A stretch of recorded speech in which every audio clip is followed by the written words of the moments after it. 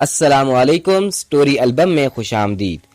جو ہی نثار بھائی نے میٹرک پاس کیا، مامو جان نے شہر بلوا کر الیکٹریشین کا ڈپلومہ کروا دیا۔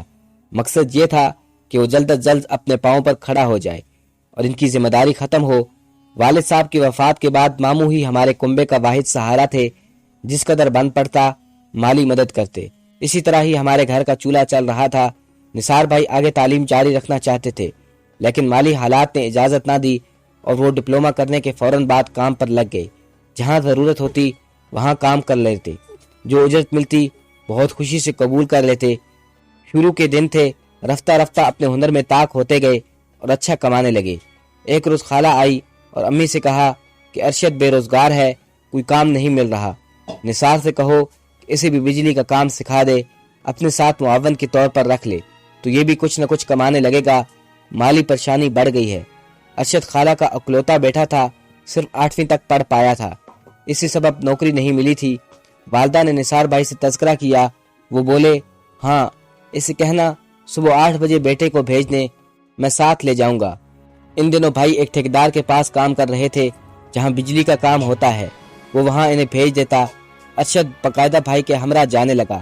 رفتہ رفتہ اس نے بھی کچھ ہنر سیکھ لیا۔ کہتے ہیں 1 سے 2 بھلے۔ ارشد کے پاس موٹر سائیکل تھی، پہلے بھائی سائیکل پر شہر جاتا اور اب یہ دونوں موٹر سائیکل پر جانے لگے۔ ایک دفعہ کا ذکر ہے کہ دونوں رات پہ شہر سے لوٹ رہے تھے کہ ایک واقعہ پیش آ گیا۔ شہر سے گاؤں آتے راستے میں ایک ندی پڑتی تھی جس پر پل بنا ہوا تھا۔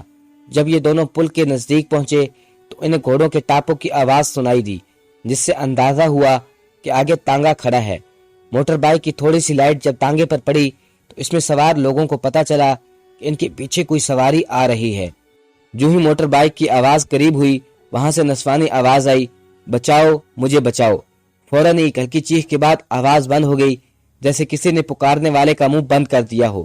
دونوں کو فوراً خطرے کا احساس ہو گیا۔ نثار بھائی نے ارشد سے کہا، یار لگتا ہے لڑکی کو اغوا کر کے لے جا رہے ہیں، یا پکارنے والی کی جان کو خطرہ ہے، کہیں وہ اسے قتل کرنے کے ارادے سے نہ لے کر جائیں۔ یار چھوڑو، ہر معاملے میں ٹانگ نہ ہی اڑاؤ تو اچھا ہے۔ صاحب ہم خالی ہاتھ ہیں اور یہ بدماش ضرور اسلحہ بردار ہوں گے۔ میرا مشورہ تو یہ ہے کہ ہم واپس پیچھے کو پلٹ جاتے ہیں، تانگے کو گزر جانے دو، پھر پل پر چڑھیں گے۔ نسوانی آواز نے دل دہلا دیا تھا۔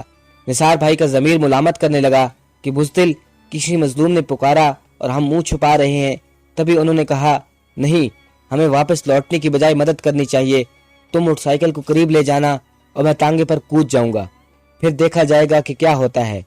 بھائی کے اصرار پر ارشد نے ویسا ہی کیا۔ جب بائک تانگے کے قریب پہنچی، نثار بھائی نے تانگے کی اگلی نشست پر چھلانگ لگا دی جہاں کوچوان بیٹھا تھا۔ انہوں نے کوچوان کو موقع ہی نہ دیا، چابک اس کے ہاتھ سے چھین کر اس کی گردن میں ڈال دیا۔ لڑکی کو 2 مرد پچھلی نشست پر جکڑے بیٹھے تھے۔ ان کو وہم و گمان میں بھی نہ تھا کہ ان پر کوئی حملہ آور ہو سکتا ہے۔ اس دوران ارشد نے موٹر بائیک کو روک کر پل کی رینک سے لگا دیا اور وہ بھی آنن فانن دوڑ کر تانگے پر چڑھ جائے۔ اس وجہ سے گھبرا کر ایک شخص تو تانگے سے کود گیا، دوسرے نے مزاحمت کی تو اس کی پکڑ لڑکی پر ڈھیلی پڑ گئی۔ لڑکی نے ہمت سے کام لیا اور اپنا دوپٹہ اس کے گلے میں ڈال دیا جو اس سے پکڑا ہوا تھا۔ ارشد نے دوپٹے کے دونوں سروں سے پکڑ کر کھینچا تو وہ دونوں تانگے سے گر گئے۔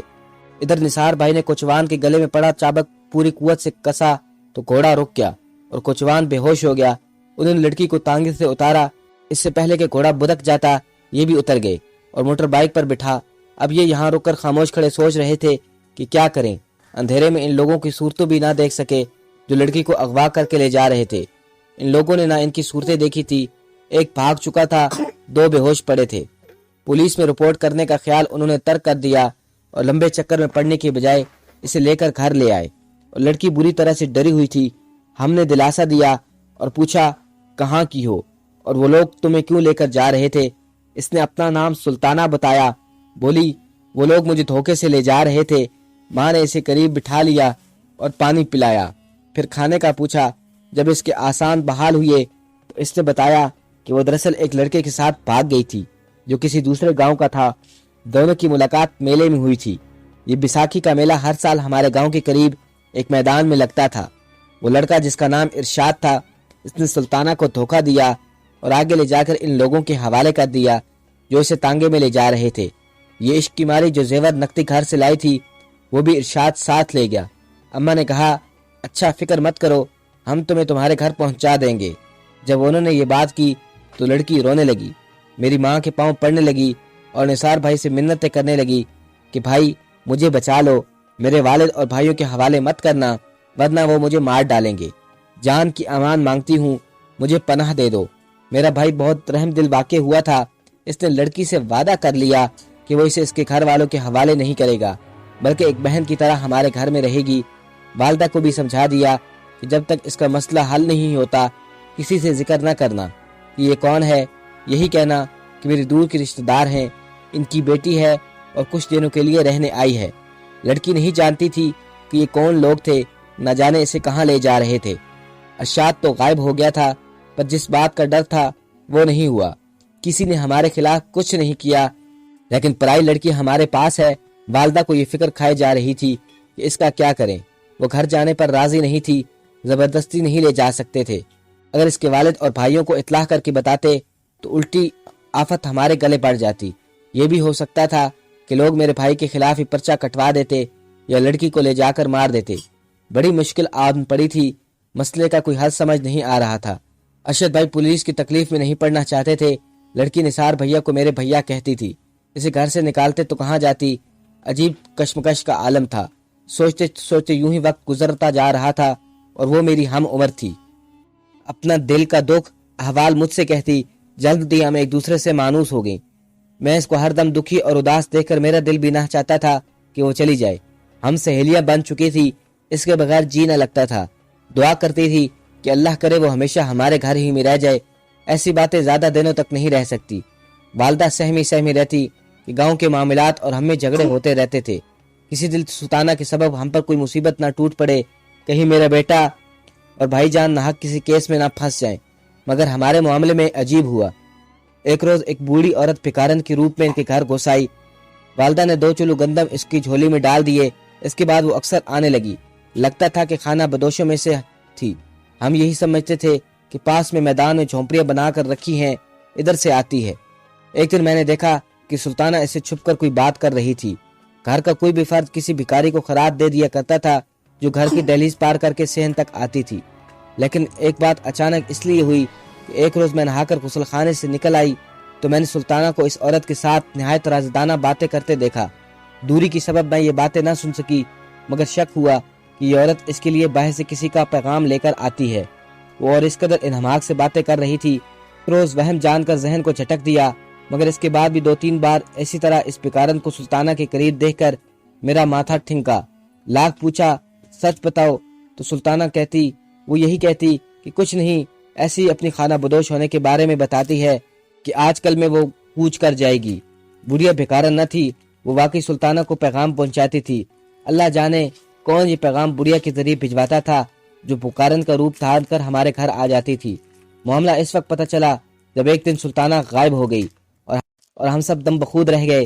سچ کہتے ہیں کہ پرائی لاج سنبھالنا مشکل کام ہوتا ہے۔ ہماری ماں کو گمان تھا کہ ارشاد نے کسی طرح اس کا کھوج لگا لیا تھا، سلطانہ کو ہمارے گھر میں وہی پیغام بھجواتا تھا۔ ایک روز وہ اسے دوبارہ سے لے جانے میں کامیاب ہو گیا اور ہمیں پتہ بھی نہ چل پایا۔ جس وقت سلطانہ گئی وہ ایسا وقت تھا جب میری شادی کی تاریخ رکھی جا چکی تھی اور دلہن بن کر میں سسرال سدھارنے والی تھی۔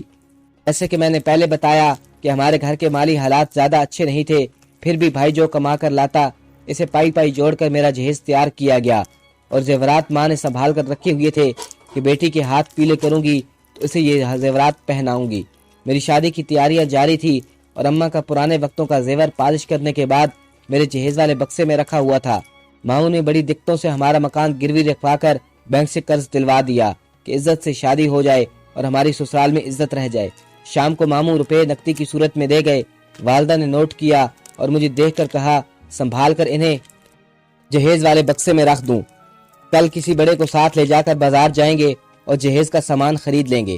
ماں نے روپے ملنے کے بعد ایک اطمینان کا سانس لیا تھا کہ اللہ نے انتظام کر دیا تھا، ورنہ اس دور میں کون کسی کو اتنا قرض دیتا ہے۔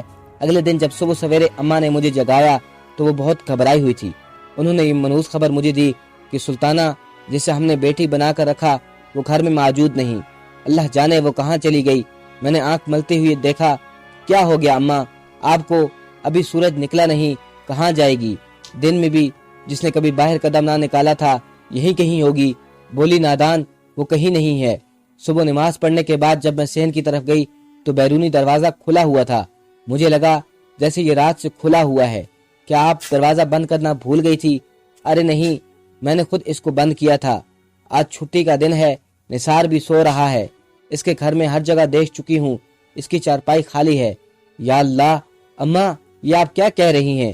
مجھے جھٹکا سا لگا۔